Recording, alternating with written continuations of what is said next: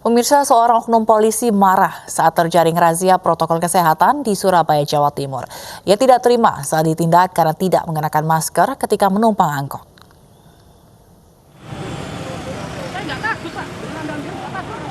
Saya pasti datang nanti. Membantu saya. Oknum polisi bernama Denny Agustono marah dan menantang petugas gabungan yang sedang razia masker di Jalan Raya Darmo, Surabaya, Jawa Timur. Oknum polisi ini kedapatan tidak mengenakan masker saat menumpang angkot. Saya nggak mau, saya lepas udah Jatim juga, tapi tiga juga. Oknum polisi ini juga sempat berkelit ketika diminta menunjukkan kartu tanda anggota. Ia mengaku berpangkat Aibtu dan bertugas di Polres Pelabuhan Tanjung Perak, Surabaya. Namun ia bersikukuh enggan menunjukkan kartu tanda anggota kepolisian. Setelah perdebatan yang cukup panjang, oknum polisi ini akhirnya mau menunjukkan kartu tanda anggota kepolisian miliknya. Karena marah dan menantang petugas, ia langsung dibawa ke Provos Polrestabes Surabaya untuk diperiksa. Penertiban justisi. Di dalam angkot saya cek, ada yang nggak pakai masker, saya turunkan. Dia ngelawan. Nggak mau, saya nanti beli. Saya turunkan, tetap saya turunkan. Razia masker dilakukan di sejumlah titik di kota Surabaya. Petugas menertibkan masyarakat yang tidak mengenakan masker saat beraktivitas di luar rumah. Dari Surabaya, Jawa Timur, Hari Tambayong, iNews melaporkan. Seiring meningkatnya kasus COVID-19, petugas gabungan di Semarang, Jawa Tengah menggelar razia masker. Bahkan seorang pengendara yang kedapatan melanggar tidak mengenakan masker sempat beradu argumen dengan petugas. Kamu jangan sok pinter lah. Saya bukan sok pinter, tapi beda jalan. Kau udah nopo saya ini. Saya ditapuk. Seorang pengendara yang kedapatan tidak mengenakan masker saat mengemudikan mobilnya di kawasan Simpang 5 Semarang, Jawa Tengah terjaring petugas. Saya ditapuk. Saya ditampar. Pelanggar ini menolak memberikan kartu identitas. Alhasil sempat menyulut emosi salah satu petugas hingga keduanya terlibat adu mulut. Tapi ngeyel terus. Saya nggak ngeyel, Pak, lagi baca. Jenengan itu ngeyel. Kita dari tadi lihat kok. Jenengan itu melawan ngeyel. Jadi kita Petugas terpaksa bertindak tegas karena masih banyak ditemukan pelanggar protokol kesehatan seperti tidak mengenakan masker. Kedepannya sanksi akan ditambah dengan sanksi tilang. Besok, dari tadi saya sudah koordinasi secara lisan, Bapak Kaslantas memerintahkan anggotanya untuk bisa menilang siapapun yang melanggar, termasuk sekarang ini. Di sebelah sana sudah koordinasi Kabapol sama Kaslantas untuk dilakukan penilangan manakala ada yang menyalahi aturan. Bahkan dalam 2 jam operasi, petugas menyaring 82 pelanggar. Mereka dikenakan sanksi push up, menyapu jalan, hingga penyitaan kartu tanda penduduk. Operasi akan terus digelar mengingat kasus COVID-19 di tanah air semakin meningkat. Dari Semarang, Jawa Tengah, Doni Marendra, iNews melaporkan. Jakarta juga memperketat razia masker dalam operasi justisi di hari pertama penerapan pembatasan sosial berskala besar. Selain itu, sejumlah perkantoran juga disidak dan ditemukan masih ada kantor yang mempekerjakan lebih dari 25% karyawannya.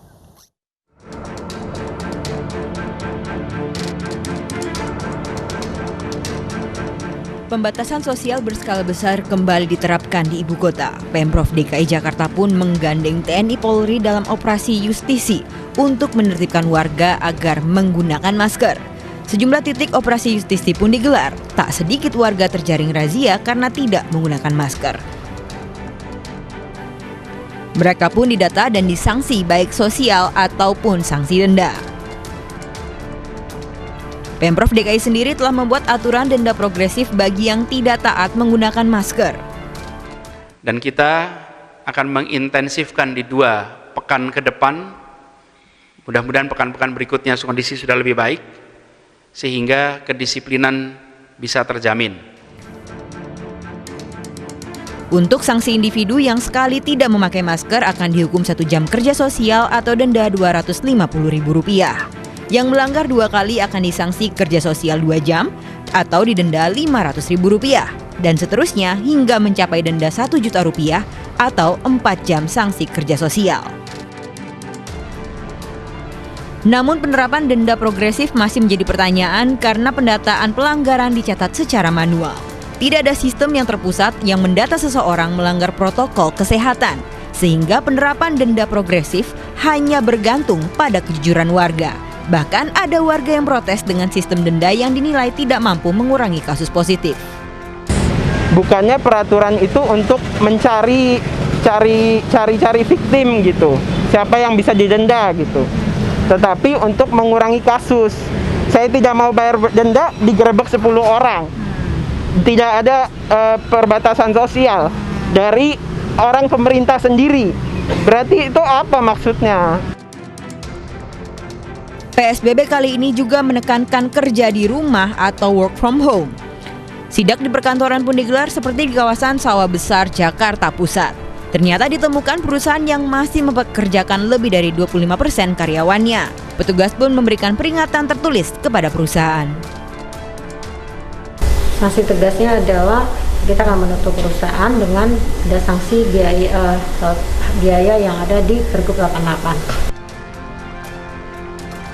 Penerapan PSBB dilakukan karena tingginya kasus positif per hari dan mulai berkurangnya ketersediaan ruang isolasi bagi pasien COVID-19. Dari Jakarta, Tim Liputan iNews melaporkan. Gubernur Jawa Barat Ridwan Kamil turut mendukung kebijakan PSBB ketat Jakarta. Daerah penyangga ibu kota Bogor, Depok, Bekasi akan menerapkan pembatasan sosial berskala mikro. Ridwan Kamil akan terapkan PSBM di wilayah penyangga ibu kota. Penerapan PSBM di wilayah Bodebek mempertimbangkan faktor ekonomi serta mendukung kebijakan PSBB Jakarta. Metode PSBM dinilai pas karena bergantung pada kondisi wilayah masing-masing. Aturan daerah semakin ketat jika masuk dalam zona merah. Hal ini mengadopsi kasus Capa Ade yang hanya menutup kelurahannya tanpa menutup seluruh kota Bandung. Ridwan Kamil juga akan meninjau fasilitas kesehatan di Bogor dan Depok, mengingat kedua wilayah masuk dalam zona merah. Dengan kepala. Nah, bedanya di Bodebek pengetatan dilakukan di zona-zona merah, ya sama persis DKI. Kalau merah dikurangi 25% dan lain sebagainya. Tapi karena banyak yang zonanya tidak merah, tentu perlakuannya melakukan PSBM berbasis mikro, yaitu kewilayahan dan komunitas dan lain-lain. Kemudian besok saya akan mengecek fasilitas kesehatan, ya, karena ada yang terukur masih baik seperti Kabupaten Bogor, tapi ada yang sudah mulai naik sekali seperti di Depok. Nah, ini kita akan cari.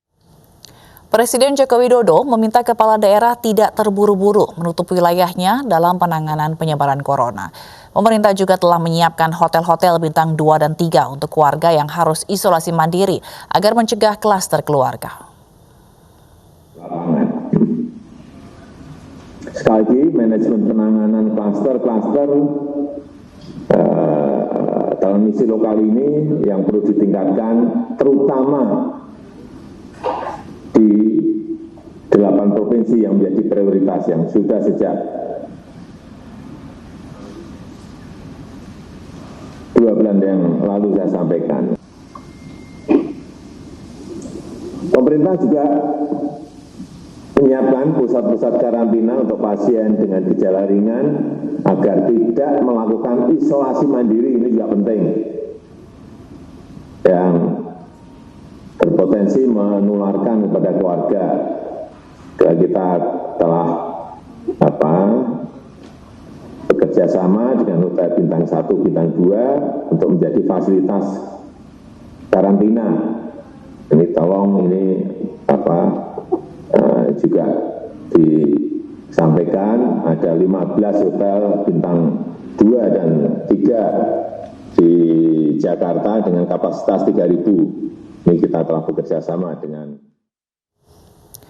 Pemirsa, mari kita dukung para pejuang kemanusiaan dengan peduli melawan penyebaran virus corona. Bantuan bisa disalurkan melalui rekening yang tertera di layar televisi Anda.